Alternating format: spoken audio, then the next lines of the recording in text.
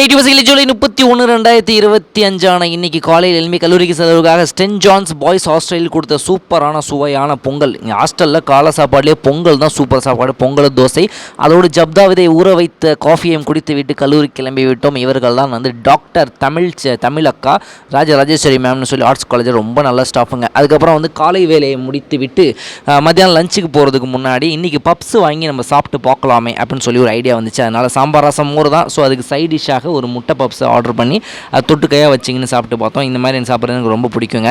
அதுக்கப்புறம் ஈவினிங் காலேஜை முடிச்சுட்டு வந்துட்டு ஜிம்முக்கு போகிறதுக்கு முன்னாடி ஈவினிங் நைட்டுக்கு நம்ம சாப்பிட்றதுக்காக ஜப்தா விதையை ஊற போட்டாச்சு. ஜப்தா விதை ஊற வச்சு சாப்பிட்றது நான் கிட்டத்தட்ட ஒரு 1.5 மாதமாகவே நான் ஃபாலோ பண்ணிட்டுருக்கேன். நல்லாவே ரிசல்ட் தெரியுதுங்க பாடியில்.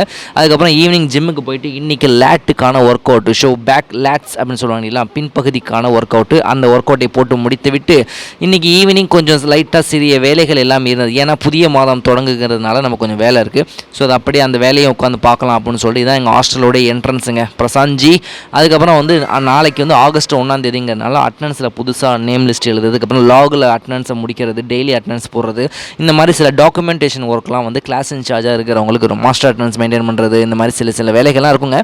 எல்லாமே வந்து டாக்குமெண்ட் ஒர்க்கு, பேப்பர் ஒர்க்காக தான் இருக்கும். ஸோ இது ரொம்ப அதிகமான ஒர்க்காகவுமே இருக்கும், பேர்டனாக தான் இருக்கும். அந்த வேலையெல்லாம் முடித்து விட்டு ஈவினிங் செம்ம மழை, ஜலன்னு சொல்லி ஒரு 40 நிமிஷம் வரைக்கும் மழை பெஞ்சிச்சு. அப்படி சில்னஸில் சுட பிரியாணி, ஹாஸ்டலில் கொடுத்த சிக்கன் பிரியாணி சாப்பிட்டு முடித்து விட்டு செம்ம டேஸ்ட்டு. ஆனால் அந்த அளவுக்கு போன வாரம் வியாழக்கிழமை போட்ட பிரியாணி டேஸ்ட் அளவுக்கு இந்த வாரம் வியாழக்கிழமை பிரியாணி இல்லைங்க. ஸோ அதையும் சாப்பிட்டு விட்டு இந்த நாளை முடித்து கொண்டே பாய். நம்ம சேனல் சப்ஸ்கிரைப் பண்ண போகிறது போய் நெக்ஸ்ட் வீடியோ வில் மீட் பண்ணுறேன் பாய்.